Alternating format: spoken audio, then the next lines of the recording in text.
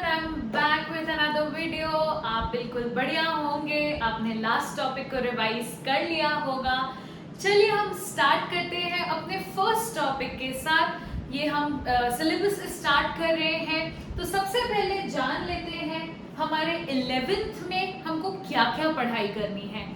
पहला सब्जेक्ट है हमारा माइक्रो इकोनॉमिक्स, दूसरा सब्जेक्ट है हमारा स्टैटिस्टिक्स। राइट, हम दोनों ही कवर करेंगे, आराम से दोनों का सिलेबस कंप्लीट करेंगे और आगे बढ़ेंगे। आइए स्टार्ट करते हैं माइक्रो इकोनॉमिक्स के फर्स्ट चैप्टर के साथ। ओके, तो स्टार्ट करने से पहले 11th के लिए तो भाई इकोनॉमिक्स सब्जेक्ट ही बिल्कुल नया है, तो स्टार्ट करने से पहले मुझे सब्जेक्ट का मतलब तो पता होना चाहिए। राइट, तो आइए देखते हैं माइक्रो इकोनॉमिक्स का मतलब क्या होता है। वैसे आप लोगों ने पिछले वीडियो में मतलब जान लिया होगा, लेकिन बड़ा ही सुपरफिशियल मतलब आपको समझ आया होगा। इकोनॉमिक्स टर्म का मतलब क्या होता है, काफी बच्चों को तो वो ही नहीं पता। तो आइए सबसे पहले इकोनॉमिक्स टर्म का मतलब क्या होता है वो जान लेते हैं। अच्छा, इकोनॉमिक्स के पहले अगर मैं आपसे क्वेश्चन पूछूं कि इकोनॉमी टर्म का मतलब क्या होता है, व्हाट इज एन इकोनॉमी, तो क्या आप बता पाएंगे? चलिए बिल्कुल बेसिक से स्टार्ट करते हैं, इकोनॉमी से स्टार्ट करते हैं कि इकोनॉमी क्या होती है। एक इकोनॉमी एक ऐसा सिस्टम है जो प्रोवाइड करती है लोगों को, मतलब यहां लिख दूं मैं, which provides people means to work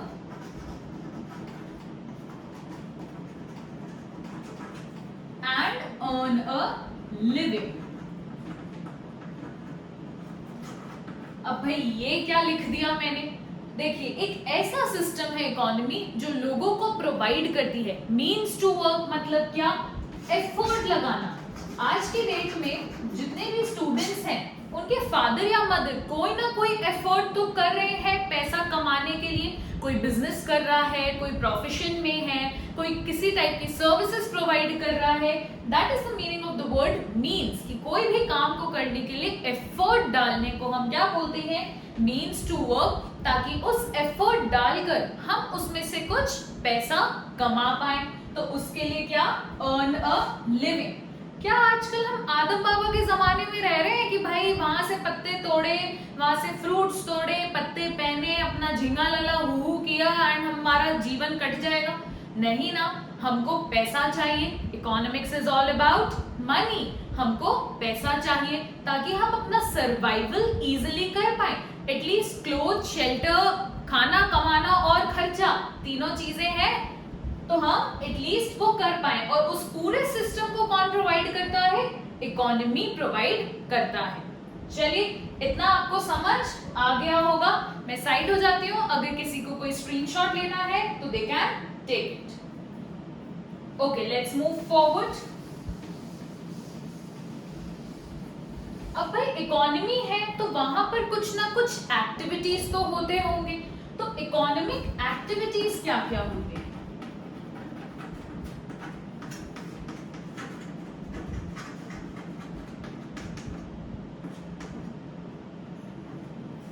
तीन तरह के इकोनॉमिक एक्टिविटीज होते हैं। सबसे पहला प्रोडक्शन, सेकंड है कंजम्पशन, और थर्ड है कैपिटल फॉर्मेशन, जिसका दूसरा नाम है इन्वेस्टमेंट भी। देखिए एक इकोनॉमी को चलाने के लिए प्रोडक्शन, हमने कल भी पिछले वाले वीडियो में भी पढ़ा था डिमांड और सप्लाई के बारे में। वहां पर भी मैंने आपको बताया था सप्लाई जो होता है वो प्रोडक्शन साइड का टर्म होता है। प्रोडक्शन करना मतलब यहाँ मेरा प्रोडक्शन से मतलब सिर्फ मैन्युफैक्चर से रिलेशन नहीं है। अगर कोई ट्रेडिंग कर रहा है, कोई खुद सामान बना रहा है, production, manufacturing, trading, everything comes under this, सिर्फ इसमें गेहूं उगाना ही नहीं आता है, generally students gate confused in this. Okay, कोई भी चीज हमें सप्लाई हो रही है that comes under production. Consumption is again, हमने पिछले उसमें पढ़ा था, डिमांड साइड का वर्ड है। डिमांड साइड का वर्ड है मतलब कि हम जो कंज्यूम कर रहे हैं प्रोडक्ट्स को, भाई कोई सप्लाई कर रहा है तो हम उस चीज की डिमांड कर रहे हैं तब ना सामने वाला सप्लाई कर रहा है, राइट। थर्ड इज, ये दोनों वर्ड आपको अब आप क्लियर हो गए होंगे। थर्ड इज कैपिटल फॉर्मेशन और इन्वेस्टमेंट। इसका मतलब क्या, भाई बड़ा नया टर्म है ये, आपको अकाउंट्स में भी टर्म बड़ा परेशान कर रहा होगा। इन्वेस्टमेंट क्या है, कैपिटल फॉर्मेशन क्या है। देखिए, जितना भी हम प्रोडक्शन और कंजम्पशन करते हैं उसके बाद कुछ प्रॉफिट बचता है, कुछ पैसा बचता है। जो पैसा बचता है वापस जब हम उस पैसे को लगा देते हैं कोई एसेट क्रिएशन में। अब एसेट क्या होता है ये अब अकाउंट्स में पढ़कर आए होंगे, इतना बेसिक मैं मान के चल रही हूं कि आपको आता होगा। जब हम कोई एसेट क्रिएशन में अपना पैसा लगा देते हैं जिससे कि हमारा पैसा ग्रोथ ले, उसको हम क्या बोलते हैं, कैपिटल फॉर्मेशन और इन्वेस्टमेंट। कैपिटल फॉर्मेशन और इन्वेस्टमेंट दोनों एक ही चीज है। अच्छा, इन तीनों एक्टिविटीज को भी मैं मिला दूंगी ना तो क्या बन जाएगी मेरी इकोनॉमी, क्योंकि इन तीनों एक्टिविटीज से ही तो मेरी इकोनॉमी चल रही है।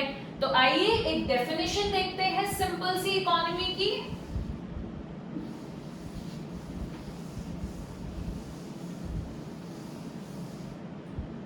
इकोनॉमी की सिंपल सी डेफिनेशन हम देखेंगे।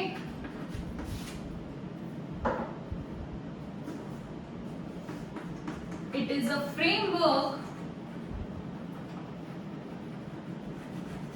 within which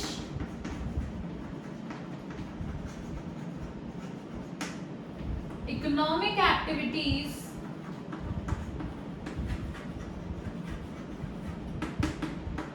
of production,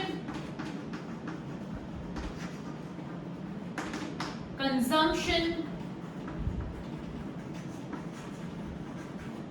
and capital formation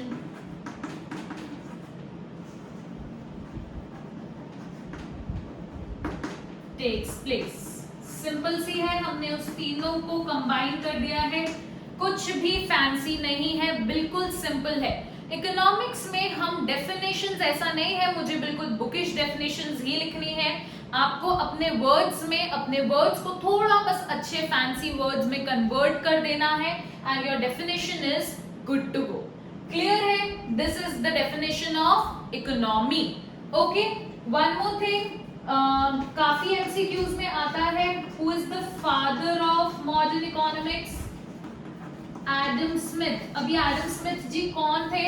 he was an economist, he was a very famous economist. So कभी कभी एमसीक्यूज में आता है ये, father of modern economics. Clear है इतना? I M taking a side, if you want to take a screenshot you can।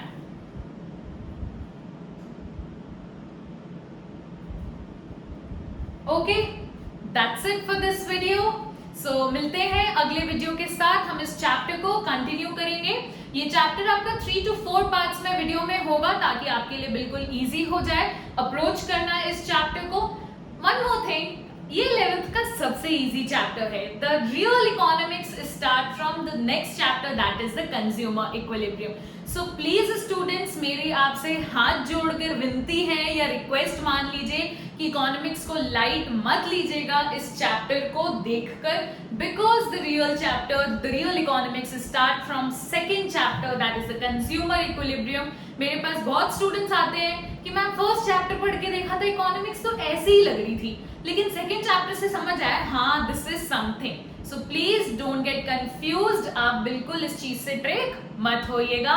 Till then, subscribe to my channel. If you loved the video, if you understood the concept, please hit the like button. Also, don't forget to press the bell icon so that you can get all the notifications. Ta-da! Bye-bye. मिलेंगे next part के साथ।